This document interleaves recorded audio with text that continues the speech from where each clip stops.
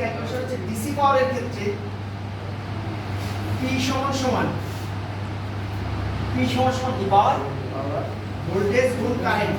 এখানে কোনো power factor থাকে না, তার মানে ইন্ডাকটিভ লোড নাই। তো ডিসিতে কিন্তু কোনো ইন্ডাকটিভ লোড থাকে না। ডিসিতে একটা সিলিং ফ্যান চালানো যায় কিভাবে? ইনভার্টার দিয়ে।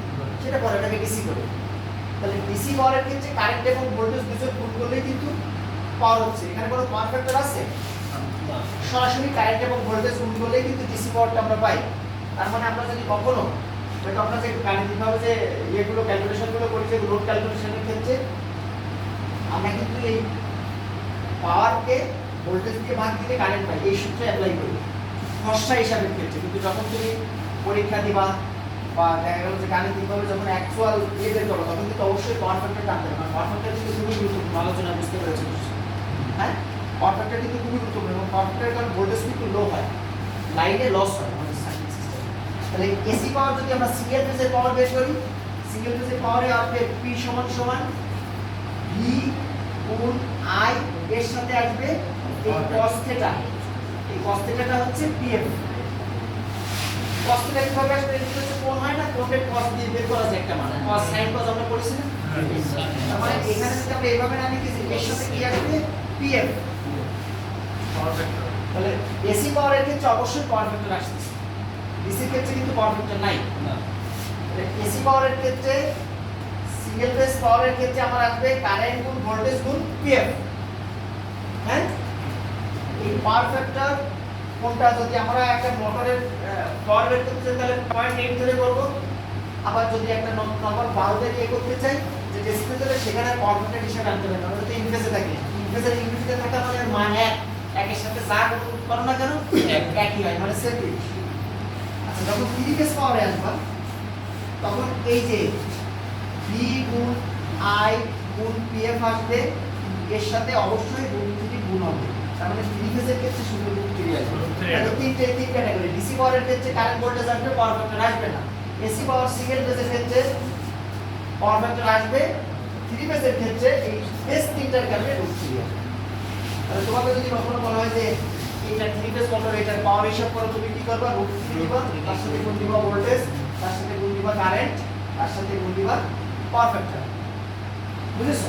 এবার এই পাওয়ার ফ্যাক্টরের মান যদি 0.8 ধরি, তাহলে cos মানে 0.8 এর মান কত এটা বের করলে ওখানে একটা সংখ্যা আসবে, সেটার সাথে গুণ করে বলে দেব। তিন পাওয়ারের সূত্র বোঝা গেছে? জি।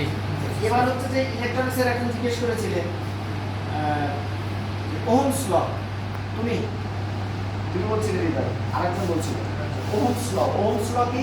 ওহম একজন বিজ্ঞানীর নাম, যেটা রেজিস্ট্যান্সের একমাত্র ওহম। এই ওহমস লটায় বলেছে যে কারেন্ট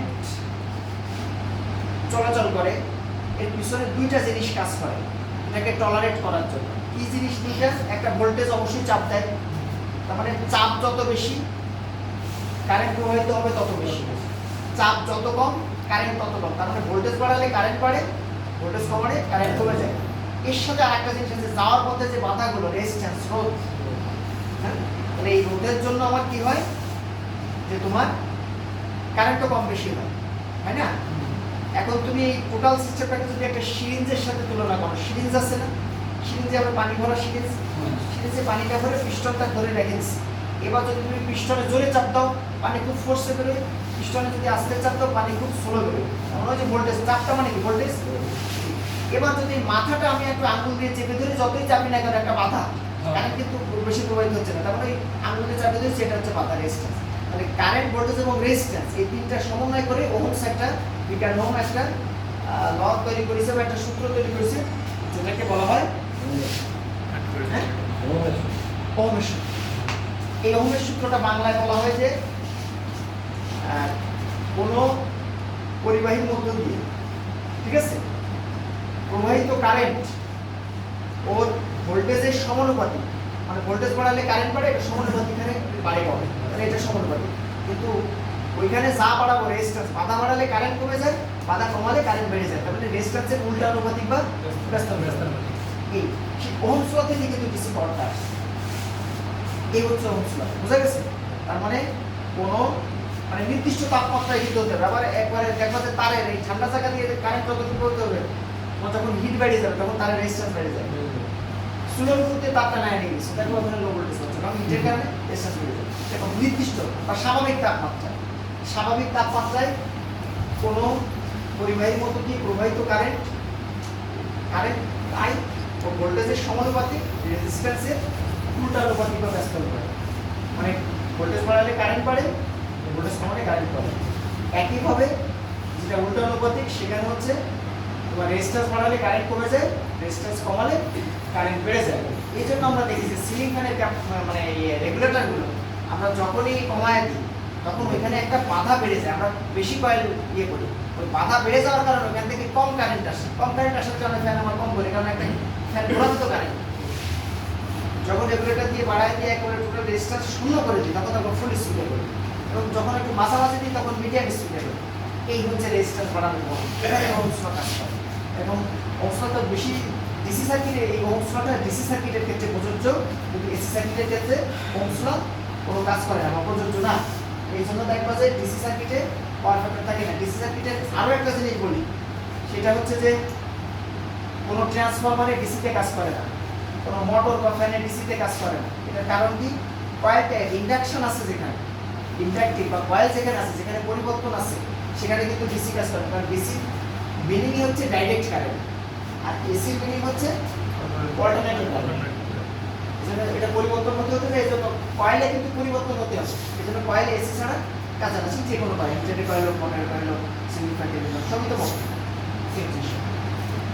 তাহলে পিএফ বা পাওয়ার ফ্যাক্টর কি জিনিস বোঝা গেছে, তিনটা পাওয়ার এরিয়া বোঝা গেছে। এখন আমরা হচ্ছে এই যখনই থ্রি ফেজ মোটরের কারেন্ট ক্যালকুলেশন করব, এই সূত্র অ্যাপ্লাই করে করব, অ্যাকুরেট কারেন্টটা পাওয়া যাবে। দেখবা যে তোমার নেম প্লেটে যে কারেন্টটা লেখা থাকবে, এবং মোটরের নেম প্লেটে আমরা কি কি তথ্য পাই, নেম প্লেট যদি থাকে, না থাকলে আলাদা বিষয়, আমরা ক্যালকুলেশন করে বা মেপে নিলাম। তোমার নেম প্লেটে কি কি তথ্য থাকে, ওটা ফেজ সংখ্যা থাকে, সিঙ্গেল ফেজ না থ্রি ফেজ, ওটা রেটেড ভোল্টেজ থাকে, কত ভোল্টে মোটরটা চলে, রেটেড কারেন্ট থাকে। রেটেড কারেন্টটা কি?